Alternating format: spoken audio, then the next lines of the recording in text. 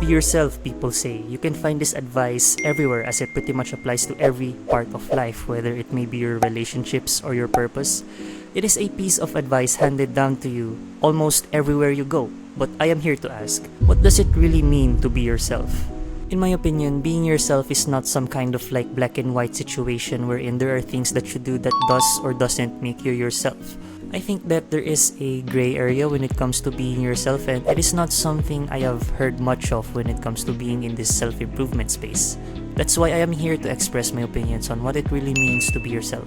Because I'll be honest, man, I didn't know who I am. It's like I act a certain way towards different people. When it comes to my family, I am much more goofier, unlike when I am with people that I don't know that much.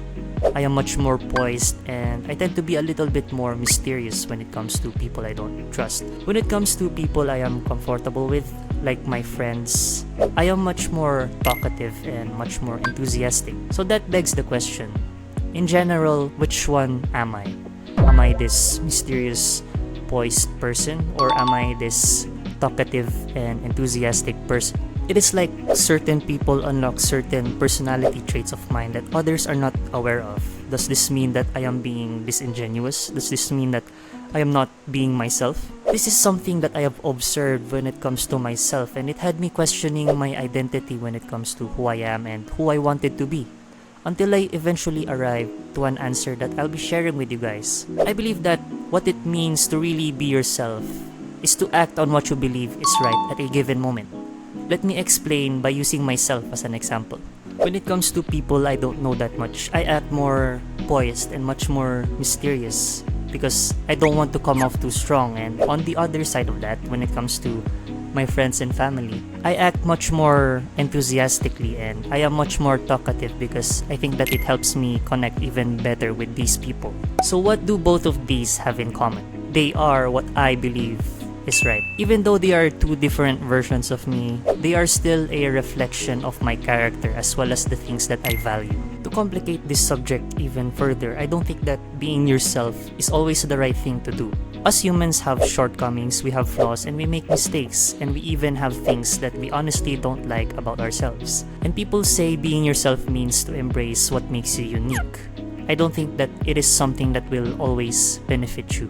Here is how I would go about it. If there are things about you that you cannot control, learn to embrace and accept that part of yourself.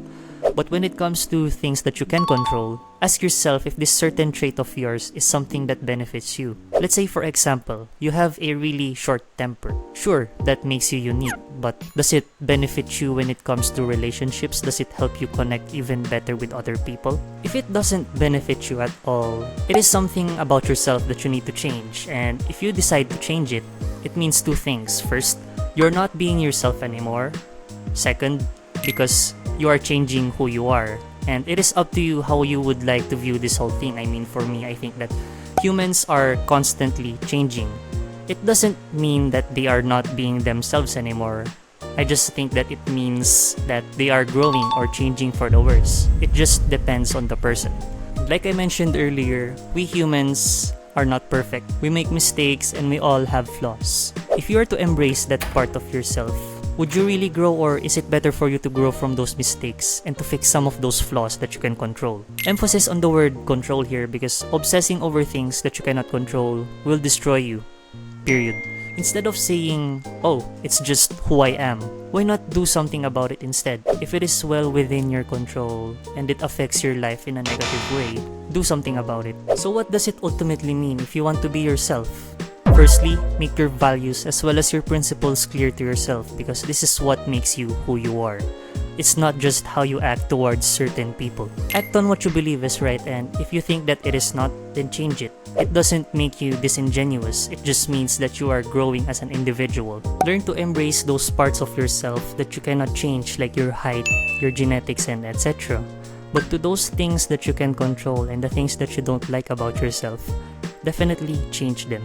Even if it means changing your beliefs or your perspectives when it comes to yourself, the way you act, as well as the way you dress. If it is in line with your principles, then go for it.